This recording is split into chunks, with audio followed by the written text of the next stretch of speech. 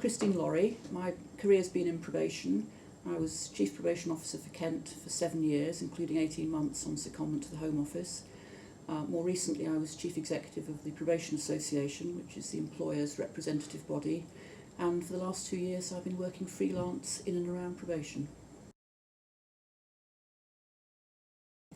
I think it's based on some quite positive principles. For example, that we should decrease bureaucracy, increase innovation, reward achievement. Obviously there are problems with PBR, but we should work on that. Use the private sector and the not-for-profit sector more. I mean, there's a big debate about how that should happen, but the principle is right. We should offer a better service to people leaving prison. I think the most important thing about TR is that what it actually says is that rehabilitation is as important or more important than punishment in the criminal justice system. I'd highlight two things. The first is that the public sector wasn't allowed to compete, and I think that was a real lost opportunity. The second point is that what they've created is a very cumbersome, clumsy system, characterised by the fact that in the future, in any county in England and Wales, there'll be 2 probation services rather than 1, working alongside each other, transferring offenders between themselves, providing services to one another, not to mention all the complications that will arise for other organisations in partnerships and multi-agency setting, having to work with 2 services rather than 1. What I think that will mean is that in the future we'll be spending more of precious time and resources making the system work rather than doing the business of rehabilitating offenders.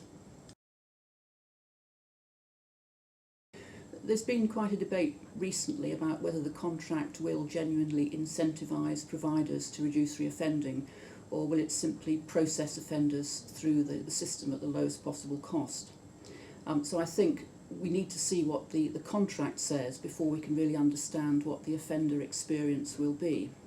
However, what I would predict is a divergence where providers with an ethical approach continue to invest in high quality services, even though that might mean narrower profit margins.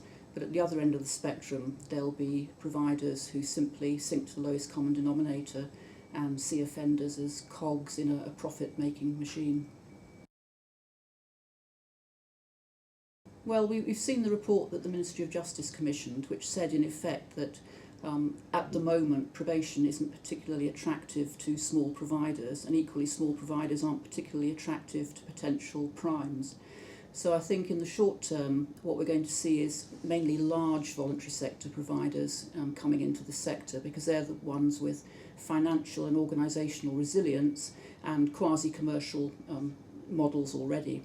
But I think we should be hopeful. I think we shouldn't be downhearted, because it's plain that the government want to invest in the voluntary sector. They've already put money in. They want to carry on trying to develop the voluntary sector in probation. And I think this is a long-term project.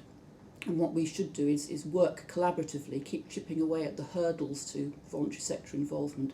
And I do believe that in the long term we will see all sorts of voluntary sector bodies able to play a part in probation.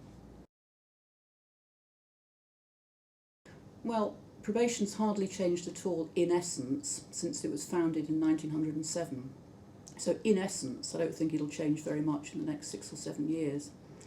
But because the structure and the operating model is so unwieldy and so cumbersome, inevitably the law of unintended consequences is going to come into play quite a lot over the next few years. We'll have to make a lot of adjustments and adaptations to the way that it works. So I think it's very difficult to predict where probation will be in 2020. What I hope is that by then we will be revisiting the model of probation services commissioned through local public sector trusts. But we'll be doing that knowing what the private sector, the not-for-profit sector and mutual models can contribute. And so we'll be able to build a much more robust public sector-based commissioning model, and we'll get it right this time.